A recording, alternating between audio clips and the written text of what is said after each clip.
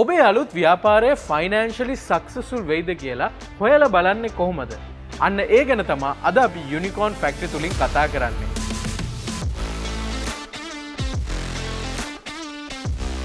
අද අපි එකතු වෙලා ඉන්නේ ICTA ආයතනයේ Sparx Lab එකේ ඉඳන්.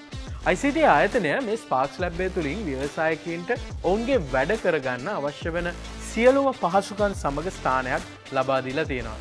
ඉතින් ICTA ආයතනයට අපේ ස්තුතිය පුද කරනවා මේ ස්ථානය අපිටත් ලබා දුන්න එකට. අපි සාමාන්‍යයෙන් ව්‍යවසායකයෙක් හැටියට අලුත් ව්‍යාපාරයක් පටන් ගද්දී ඉස්සලාම කරන්න ඕන දෙයක් තමයි හොඳ අයිඩියා එකක් හොයාගන්න එක. දැන් ස්ටාර්ට්අප් අයිඩියා එක වැලිඩේට් කරන process එකේදී ගොඩක් වැදගත් වෙන ස්ටෙප් එකක් තමයි මේ ෆයිනෑන්ෂල් ෆෝකාස්ටිං කියන්නේ. ඒ කියන්නේ ඕගොල්ලෝගේ ස්ටාර්ට්අප් එක කොච්චර දුරට ෆයිනෑන්ෂලි සක්සස්ෆුල් වෙනවද කියලා ඇනලයිස් කරලා බලන එක. අපි මේක කරන්න සාමාන්‍යයෙන් P&L ප්‍රොජෙක්ෂන් ස්ටේට්මන්ට් එකක් පාවිච්චි කරනවා. P&L ස්ටේට්මන්ට් එකක් කියන්නේ බේසිකලි ඕගොල්ලෝගේ ආයතනයේ තියෙන profits and losses නැත්නම් අපි කියනවා ලාභ සහ අලාභ මාසෙන් මාසෙ මැප් කරලා අපි ඩිවලොප් කරන ඩොකියුමන්ට් එකක්. මේ P&L ස්ටේට්මන්ට් එක පාවිච්චි කරොත් ඕගොල්ලන්ට පුළුවන් ඕගොල්ලෝගේ ආයතනයේ අනාගත ඩිසිෂන්ස් ෆයිනෑන්ෂල් බේස්ඩ් ගන්න. ඒ කියන්නේ නිකම්ම ඕගොල්ලන් පර්ස්පෙක්ටිව් බේස්ඩ් නෙමෙයි ගන්න, නැත්නම් හිතලා නෙමෙයි ගන්න ඩිසිෂන්ස්. ඕගොල්ලෝ ඉස්සරහට කම්පැනි එකේ ෆයිනෑන්ෂල් පර්ෆෝමන්ස් එක බලලා තමයි ඔයගොල්ලෝ ඩිසිෂන්ස් ගන්න. ඉතින් මේ වගේ අවස්ථාවකදී මේ P&L ප්‍රොජෙක්ෂන් එක ගොඩක් වැදගත් වෙන දෙයක්. ඒ වගේම ඔයගොල්ලන්ට මුල් අවදියේම ආයතනයේ මුල් අවදියේම P&L ප්‍රොජෙක්ෂන් එක බැලුවාම ඔයගොල්ලන්ට පේනවා ඔයගොල්ලන්ගේ ආයතනයේ තියෙන ලාභ නැත්නම් අලාභ ග්‍රෝ වෙන නැත්නම් ඩික්ලයින් වෙන විදිය. හොඳයි අපි දැන් බලමු අපි කතා කරමු කොහොමද P&L ස්ටේට්මන්ට් එක නිර්මාණය කරන්න කියලා. පළවෙනි ස්ටෙප් එක තමයි ඕගොල්ලෝගේ ආයතනයෙන් ප්‍රොවයිඩ් කරන ප්‍රොඩක්ට්ස් හෝ සර්විසස් හරියට ඩිෆයින් කරගන්න එක. දැන් මේක ප්‍රොඩක්ට් කම්පැනි එකක් සහ සර්විස් කම්පැනි එකක් අතර ටිකක් වෙනස් විදිහට තමයි අපි බලාගන්න අපිට තියෙන්නේ. මම ඒ හින්දා ඒ උදාහරණ දෙකක් අරන් ඔයගොල්ලන් මේක එක්ස්ප්ලেইন කරන්න. අපි උදාහරණයක් ගමු ප්‍රොඩක්ට් කම්පැනි එකක් පටන් ගන්න ඉන්න ඕගොල්ලන් ටී-ෂර්ට් බ්‍රෑන්ඩ් එකක් නැත්නම් අලුතෙන් ටී-ෂර්ට්ස් ප්‍රොඩියුස් කරන අලුත් කම්පැනි එකක්. අපි සර්විස් කම්පැනි එකකට උදාහරණයක් හැටියට ගමු. ඔයගොල්ලන් අලුත් විදිහේ ලොන්ඩ්‍රි එකක් පටන් ගන්න හදනවා. ඒ කියන්නේ ගෙදරටම සර්විස් එකක් හැටියට ගෙදරටම ඇවිල්ලා ඒ ක්ලෝත්ස් අරගෙන ගිහිල්ලා ලොන්ඩ්‍රි එකේ හොදලා කෙලිම ගෙදරට ගෙනත් දෙන විදිහේ සර්විස් එකක්. දැන් අපි ওই කම්පැනිස් දෙකේ මේක අපි හරි ප්‍රොඩක්ට් ඩෙෆිනිෂන් එක අපි හදලා බලමු. දැන් ඔයගොල්ලන්ට කියන්න පුළුවන් මේ ප්‍රොඩක්ට් බිස්නස් එක නම් මේ ටී-ෂර්ට් බ්‍රෑන්ඩ් එක නම් ඔයගොල්ලන් ඉනිෂියලි ලොන්ච් කරන්න යන්නේ ටී-ෂර්ට් ඩිසයින්ස් 4ක්. ඒතර මේ ටී-ෂර්ට්ස් ඩිසයින් 4න් හැම ටී-ෂර්ට් එකෙම සයිස් 3ක් තියෙනවා. Small, medium and large. ඒ වගේම පාටවල් 4ක් තියෙනවා ඩිසයින්ස් 4. මේක මේල් ෆීමේල් දෙගොල්ලන්ටම අඳින්න පුළුවන්. හරි. ඔයා ඒක හරියටම ප්‍රොඩක්ට් එක ඉන් ඩීටේල් ඩිෆයින් කරා. සර්විස් බිස්නස් එකේ උදාහරණයක් ගත්තොත් මම කියවනේ ඔයගොල්ලෝ පටන් ගන්න යන්නේ ලොන්ඩ්‍රි සර්විස් එකක් කියලා ගෙදරටම ඇවිල්ලා. ඒතර ඒකේ ප්‍රොවයිඩ් කරන සර්විසස් මොනවද කියලා අපි හිතලා බැලුවොත් අපිට කියන්න පුළුවන් washing, drying, pressing, එතකොට home delivery. දැන් මේ විදිහට ඔයගොල්ලන්ගේ පළවෙනි අදියර ඔයගොල්ලන්ට කම්ප්ලීට් කරන්න පුළුවන් හරියටම ප්‍රොඩක්ට් එක ඩිෆයින් කිරීම තුලින්. අපි යමු දෙවනි අදියරට. දැන් දෙවනි අදියර තමයි ඔයගොල්ලන්ගේ P&L ස්ටේට්මන්ට් එක හදද්දී මේ ප්‍රොඩක්ට්ස් නැත්නම් මේ සර්විසස් වලට අනුබද්ධ හරි කොස්ට් එකයි හරි ප්‍රොඩක්ට් කොස්ට් එකයි ඒ සෙලිං ප්‍රයිස් එකයි අයිඩෙන්ටිෆයි කරගන්න ඕන. ඒ කියන්නේ ඔයගොල්ලෝ ආයතනයේ ප්‍රොවයිඩ් කරන ප්‍රොඩක්ට් හෝ සර්විසස් වල ප්‍රයිස් එකයි කොස්ට් එකයි අයිඩෙන්ටිෆයි කරගන්න එක. දැන් ප්‍රයිස් එක අයිඩෙන්ටිෆයි කරද්දී ගොඩක් විදිහේ වෙනස් විදිහේ ප්‍රයිසිං ස්ට්‍රැටජිස් තියෙනවා. මම ඩීටේල් ඒ ගැන කතා කරන්නේ නැහැ. මම බොහොම සරලම ඔයගොල්ලන්ට ෆෝමියුලා එක දෙන්නම් ප්‍රයිස් එක කැල්කියුලේට් කරන විදිහ. price equals cost of product plus profit margin. ඒ කියන්නේ ඔයගොල්ලන්ගේ ප්‍රොඩියුස් කරන ඔයගොල්ලෝ ප්‍රොඩක්ට් එක ප්‍රොඩියුස් කරන්න යන ගානට ප්‍රොෆිට් මාර්ජින් එක ඇඩ් කරාම තමයි ප්‍රයිස් එක එන්නේ. හොඳයි දැන් අපේ මේ උදාහරණය අරන් අපි මේකේ ප්‍රයිස් එක අපි කොස්ට් එකයි ප්‍රයිස් එකයි අපි කැල්කියුලේට් කරලා බලමු. දැන් ඔයගොල්ලෝ හදන්න යනවා ටී-ෂර්ට් එකක්. දැන් ඔයා ප්‍රොඩක්ට් එක ඩිෆයින් කරද්දී ඔයා දන්නවා ඔයා ටී-ෂර්ට් ඩිසයින් 4ක් හදන්න තමයි ප්ලෑන් කරන් ඉන්නේ. සාමාන්‍යයෙන් අපි මේකට කොස්ට් එක හොයාගද්දී ඔයගොල්ලන්ට පුළුවන් මැනුෆැක්චරර් කෙනෙක්ට මේ රික්වයර්මන්ට් එක දීලා ඒගොල්ලොන්ගෙන් කොටේෂන් එකක් ලබා ගන්න. අපි කියමු ගාමන්ට් එකකට අපි ගිහිල්ලා කියනවා මේ ටී-ෂර්ට් 4 මට ප්‍රොඩියුස් කරන්න ඕන කියලා. දැන් ප්‍රොඩක්ට් එකකට කොටේෂන් එකක් ගද්දී වැදගත් වෙන දෙයක් තමයි මේ ක්වොන්ටිටි කියන එක. ඉතින් අනිවාර්යෙන් ක්වොන්ටිටි එකක් ඕගොල්ලෝ දෙන්න ඕන. අපි කියනවා එක ටී-ෂර්ට් එකකින් 100 ගානේ අපිට ප්‍රොඩියුස් කරන්න ඕන කියලා. එතකොට ටෝටල් ක්වොන්ටිටි එක ඇවිල්ලා 400යි. එතකොට සප්ලයර් දෙනවා කොටේෂන් එකක් අපි හිතමු ලක්ෂ 2කට. ඉතින් ලක්ෂ 2ක කොටේෂන් එකක් දෙනවා කියන්නේ එක ප්‍රොඩක්ට් එකක cost of production ඇවිල්ලා රුපියල් 500යි. දැන් මේක තමයි ඕගොල්ලන්ගේ ප්‍රොඩක්ට් එක ප්‍රොඩියුස් කරන්න යන ඩිරෙක්ට් කොස්ට් එක. අපි මේකට තව ඇඩ් කරන්න ඕන දෙයක් තමයි ඕගොල්ලන්ගේ මේ ප්‍රොඩක්ට් එක ඩෙවලොප් කරන්න ඕගොල්ලන්ට ගිය රිසර්ච් කොස්ට් එක. ඒ කියන්නේ ඩිසයිනර් කෙනෙක්ට ගෙවලා හරි ඕගොල්ලන් එළියට ගිහිල්ලා ෆැබ්‍රික්ස් තෝරගෙන අලුත් විදිහේ ඩිසයින්ස් නැත්නම් අලුත් ග්‍රැෆික්ස් ඔන්ලයින් පර්චේස් කරලා ඉතින් මේ කොස්ට් එක අපි හිතලා බැලුවොත් එක ඩිසයින් එකකට රුපියල් 10000ක් කියලා. ඉතින් අපි හදන්නේ එක ටී-ෂර්ට් එකෙන් 100යි. එතකොට ප්‍රොඩක්ට් ඩෙවලොප්මන්ට් කොස්ට් එක ටී-ෂර්ට් එකකට රුපියල් 100ක් වෙනවා.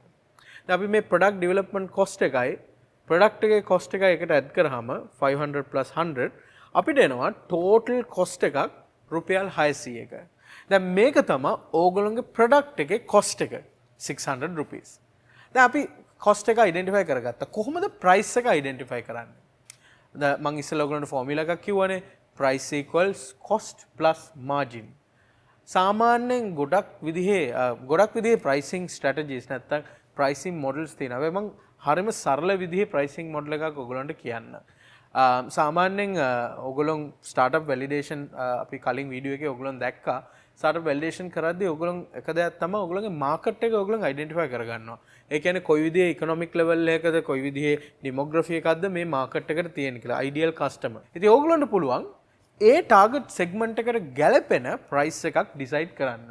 සාමාන්‍යයෙන් අපි කියමු මේ බ්‍රෑන්ඩ් එක හයි එන්ඩ් මාකට් එකකට යන බ්‍රෑන්ඩ් එකක් කියලා. හින්දා අපිට උදාහරණයක් හැටියට රුපියල් 2000ක විතර ප්‍රයිස් පොයින්ට් එකකට අපිට මේ ටී-ෂර්ට් එක විකුණන්න පුළුවන් වෙනවා.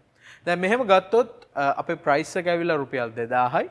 අපේ කොස්ට් එක ටෝටල් කොස්ට් එක ඇවිල්ලා රුපියල් 600යි. එතකොට අපේ මාජින් එක නැත්තම් ප්‍රොෆිට් එක ටී-ෂර්ට් එකකින් රුපියල් 1400ක් වෙනවා. හරි. දැන් අපිට අපේ ප්‍රොඩක්ට් එකේ ප්‍රයිස් එක සහ කොස්ට් එක තියෙනවා. දැන් අපි යන්නේ අපේ P&L ස්ටේට්මන්ට් එක හදන්න.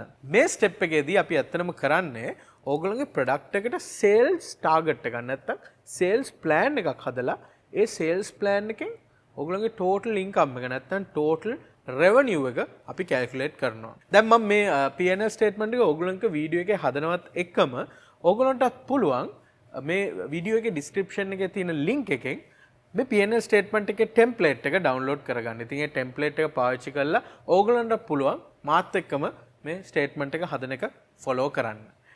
දැන් අපි ඉස්සෙල්ලාම සේල්ස් ප්ලෑන් එක හදද්දී සාමාන්‍යයෙන් අපි P&L ස්ටේට්මන්ට් එකක් හදන්නේ මාස 12කට. ඒ හින්දා අපි month 1 ඉඳන් month 12 වලට අපි මේ විදිහට මාක් කරගෙන තියෙනවා. දැන් මෙතනදී අපි ගත්තොත් පළවෙනි රෝ එක ඇවිල්ලා total units sold. දැන් ඔයගොල්ලන්ට පේනවා ඇති පළවෙනි මාසේ ඇවිල්ලා 0. මොකද අපි launch කරපු ගාම්ම අපිට ලොකු sale එකක් ගන්න බෑ. ඊට පස්සේ incremental විදිහට අපේ sales targets දාලා තියෙනවා. දෙවෙනි මාස තුන්වෙනි මාසේ 50යි ඊට පස්සේ 100යි 150යි මේ විදිහට grow වෙන විදිහ ඔයගොල්ලන්ට පේන්න පුළුවන්.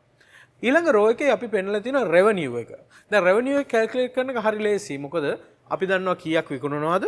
අපේ price එකත් අපි දන්නවා. අපි ඉස්සෙල්ලා අපි price එක හැදුවා රුපියල් 2000යි කියලා. ඒත් ඔයගොල්ලන්ට තියෙන්නේ සරල වශයෙන් number of units sold multiplied by price කියන ෆෝමියුලා එක පාවිච්චි කරලා ඔයගොල්ලන්ගේ මේ revenue එක calculate කරගන්න. ඉතින් ඔයගොල්ලන්ට පේන හැටියට දැන් මෙතන පේනවා මේ බ්‍රෑන්ඩ් එක නැත්නම් මේ කම්පැනි එකේ total annual revenue එක ඇවිල්ලා 3.8 million rupees. හරි. දැන් අපේ තුන්වෙනි අදියර ඉවරයි. අපි දැන් P&L statement එකේ පළවෙනි කොටස හදලා තියෙන්නේ. ඒ කියන්නේ අපේ ආයතනයේ තියෙන revenue එක අපි calculate කරලා අවසන්. අපි දැන් හතරවෙනි අදියරට යමු. මේ අදියරේදී අපි යන්නේ ඔයගොල්ලන්ගේ direct costs ටික ඔක්කොම record කරලා ඔයගොල්ලන්ගේ මේ gross profit එක calculate කරන්න. මම ඔයගොල්ලන්ට ඒක කියලා දෙන්නම්. ඉස්සෙල්ලාම කරන්න ඕනේ මාසෙන් මාසේ ඕගොල්ලන්ගේ තියෙන direct costs මොනවද කියලා හරියටම මේකට insert කරගන්න එක. direct cost කියන්නේ අතන මොනවද?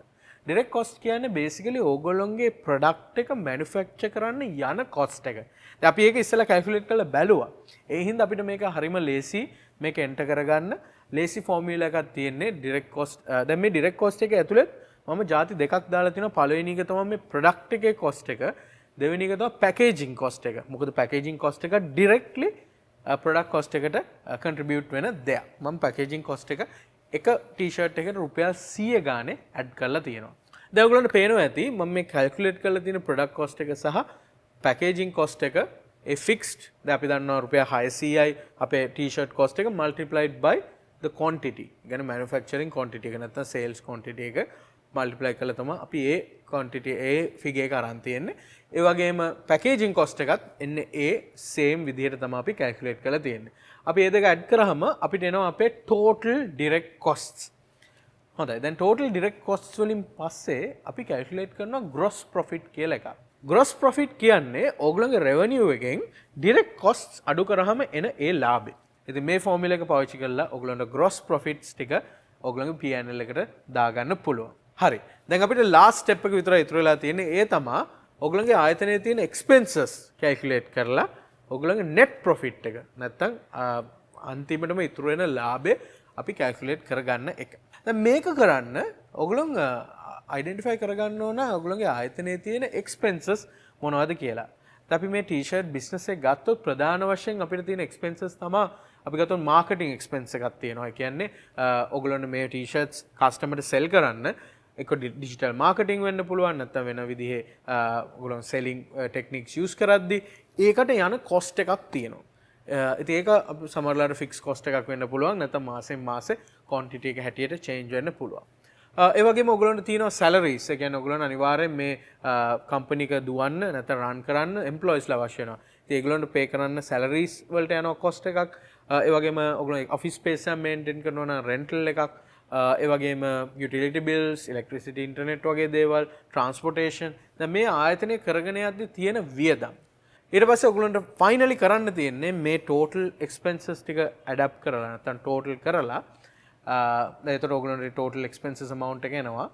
finally තියෙන්නේ ඔයගොල්ලන්ට net profit එක calculate කරන්න. net profit එක calculate කරන්න හරිම ලේසි. ඒක equation එක ඇවිල්ලා revenue minus direct costs minus expenses. ඒ කියන්නේ ඔයගොල්ලන්ගේ තනිකර ආයතනයේ තියෙන direct costs ටික සහ expenses ටික අයින් කරාන් පස්සේ revenue එකෙන් ඒ එන ලාභයට තමයි අපි මේ net profit කියලා අපි හඳුන්වන්නේ. දැන් ඔයගොල්ලන්ට පේනවා ඇති මේ diagram එකේ net profit එකත් අපි add කරලා තියෙනවා. දැන් අපේ P&L statement එක අපි හදලා ඉවරයි. ඔයගොල්ලන්ට දැන් මේ P&L statement එක පාවිච්චි කරලා ප්‍රධාන වශයෙන් metrics තුනක් identify කරගන්න පුළුවන්. ඒ තමයි ඔයගොල්ලන්ගේ annual revenue එක, ඔයගොල්ලන්ගේ annual expenses කොච්චරද, ඒ වගේම ගොඩක් වැදගත් වෙන්නේ ඔයගොල්ලන්ගේ annual profit එක මොකක්ද කියලා. කවුරුහරි ඔයගොල්ලන් අහුවොත් ඔයගොල්ලන්ගේ ආයතනයේ කොච්චර ලාභ ලබනවද කියලා ඔයගොල්ලන්ට දැන් ලේසියෙන් ඔයගොල්ලන්ට කියන්න පුළුවන්. ඒ කියන්නේ ඉස්සරහට ලාභ ලබන්න තියනවද කියලා. ඉතින් දැන් ඔයගොල්ලන්ට තේරෙනවා ඇති මේ P&L statement එක හැදුවාම ඔයගොල්ලන්ගේ ආයතනයේ අනාගත financial situation එක ගැන ඔයගොල්ලන්ට හොඳ idea එකක් ගන්න පුළුවන්. ඉතින් මේ financial analysis එක කරලා බලලා ඔයගොල්ලන්ට පුළුවන් තීරණයක් ගන්න මේ ආයතනය කරන එකේ මට ලාභයක් තියෙනවද නැත්නම් අලාභයක් තියෙනවද කියලා. ඉතින් ඒ හැටියට ඔයගොල්ලන්ට ඒ තීරණය ගන්න පුළුවන්. ඉතින් අද අපි කතා කරේ යුනිකෝර්න් ෆැක්ටරි එක තුලින් ඔයගොල්ලන්ගේ ආයතනයේ financial feasibility එක බලන්නේ කොහොමද කියලා. ඉතින් ඔයගොල්ලන්ට පුළුවන් ඔයගොල්ලන්ගේ ව්‍යාපාරයට P&L statement එක නිර්මාණය කරලා ඒකේ financial feasibility එක measure කරලා බලන්න. ඉතින් ස්තුතියි අද යුනිකෝර්න් ෆැක්ටරි වීඩියෝ එකත් එක්ක එකතු වුණාට. ඒ වගේම අපේ ස්තුතිය පුද කරනවා මේ ICTA ආයතනයට මේ Sparx Lab එක අපිට ලබා දුන්නට. ඒ වගේම US Embassy එකට අනුබද්ධ American Center ආයතනයටත් අපේ ප්‍රණාමය පුද කරනවා මේ වැඩසටහන අපිට දිගටම කරගෙන යන්නට සහාය දුන්නට. ඉතින් දිගටම යුනිකෝර්න් ෆැක්ටරි YouTube channel එකත් එක්ක එකතු වෙලා ඉන්න.